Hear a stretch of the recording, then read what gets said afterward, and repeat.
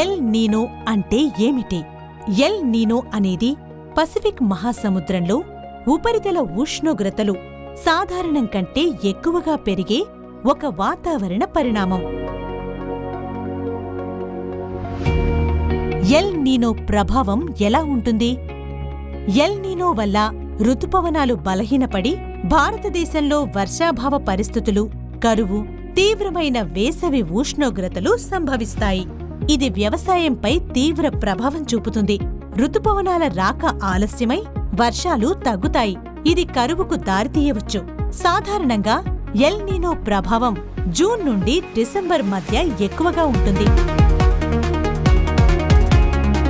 ఈ సంవత్సరంలో ఎల్ నీనో వలన జూన్, జూలై, ఆగస్టు నెలలలో అతి తక్కువ వర్షపాతం లేదా అసలు వర్షం చిదురుముదురుగా పడే అవకాశం ఉంటుంది. ఈ విధంగా పడిన వర్షపు నీరు లేదా తేమ ఈ సమయంలో వీచే పడమటి గాలుల తీవ్రతకు త్వరగా ఆవిరి అయిపోవడం జరుగుతుంది.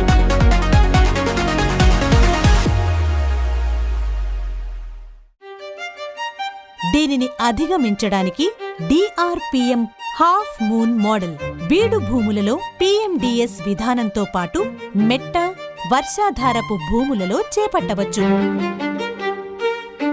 మన రాష్ట్రంలో అతి తక్కువ వర్షపాతం, సాధారణ వర్షపాతం మరియు మంచి వర్షపాతం గల ప్రాంతాలు ఉన్నాయి.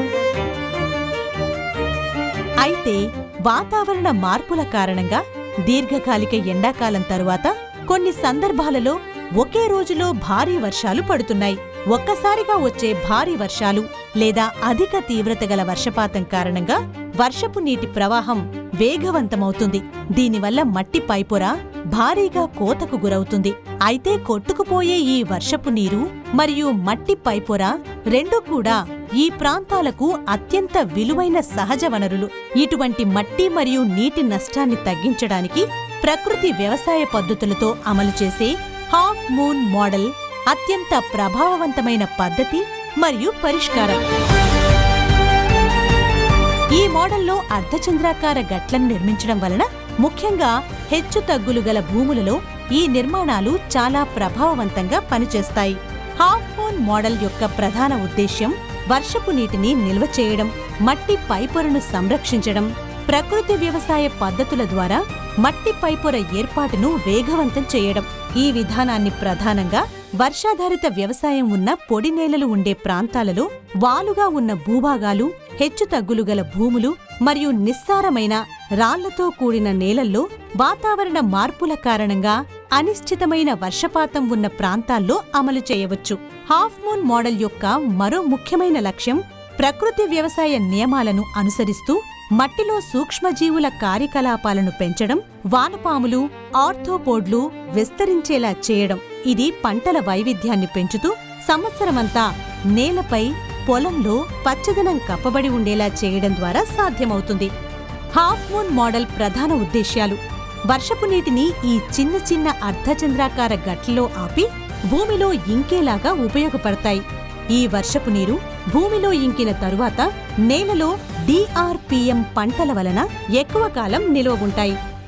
వర్షపు నీరు మట్టి కొట్టుకుపోకుండా నియంత్రించి సంరక్షించడం, వర్షపు నీరు నేలలోకి ఇంకేలా చేయడం, భూమిలోని వాలు, ఎత్తుపల్లాలను తగ్గించడం, భూమి సమతలంగా అయ్యేలా అభివృద్ధి చేయడం.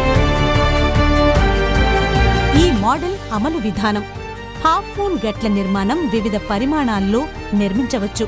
6 అడుగుల నుండి 12 అడుగులు లేదా 15 అడుగుల వరకు ఉంటాయి.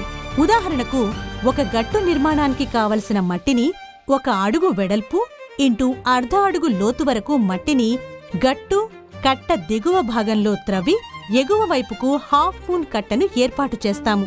ఇక్కడ హాఫ్ మూన్ కట్టకు మట్టి కోసం చేసిన గుంతకు 1 అడుగు ఖాళీ ప్రదేశం ఉండాలి. కట్ట లేదా గట్టు నిర్మాణంలో పైభాగం వెడల్పు 1 అడుగు, ఎత్తు 6 అంగుళాలు లేదా అర్ధ అడుగు లేదా 15 సెంటీమీటర్ల ఎత్తు. కట్ట లేదా గట్టు పక్కలు 1:1 నిష్పత్తిలో ఉంటుంది. ఈ 6 నుండి 17 అడుగులు హాఫ్ మూన్ కట్టలు ఏటవాలు 5 నుండి 1% స్లోప్ ఆధారంగా చేసుకుని, అలాగే భూమి వాలు స్వభావాన్ని బట్టి మరియు వర్షపాతం ఆధారంగా ఈ కట్టల, గట్ల సంఖ్యను నిర్ణయించి ఈ మోడల్ డిఆర్పిఎం మోడల్తో పాటు చేపట్టవచ్చు.